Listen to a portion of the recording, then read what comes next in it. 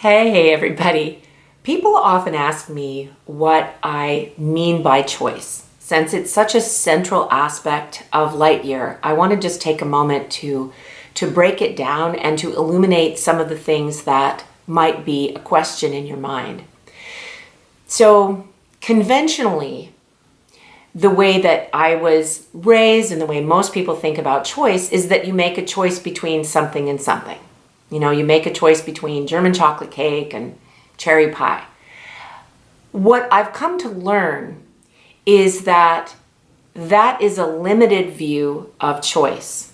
I feel that the Lightyear work is actually dedicated to people uncovering choices that have been, let's say, taken from them or disguised from their view so that they can have a fuller palette, so to speak. So picture it this way. Imagine that when we're born, we receive like the full 64 colored crayon set, and we have all of those choices and expressions of our full humanity. Yet as things happen, as we run into blocks or stresses or micro traumas or people that don't understand us, some of those choices fall away so that we don't have, the shades of fuchsia and the shades of teal and the baby blues and the grays. And we end up at a certain place in our life where we maybe only have green and black.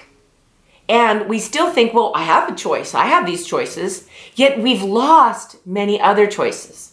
So let me just tell you a simple story about that for myself. So it was October after 9/11, and my daughter Hunter was in grade school, and she really wanted to have a dog. And we as a family hadn't had a dog yet. And she kept asking for a dog all the time. And, everything was so busy. The world was kind of changing and falling apart. And I don't know, just was that time, right? and I was working with a friend of mine, and she said, Suzanne, you don't have a choice to have a dog. And I go, what do you mean? She goes, you just don't have a choice. You're stuck. So what she pointed out to me was that I didn't have the choice to say yes or the choice to say no. It just wasn't even there as a reality. And as soon as I saw that, this whole universe opened up to me of the things that I had been just know about versus being able to see the whole picture.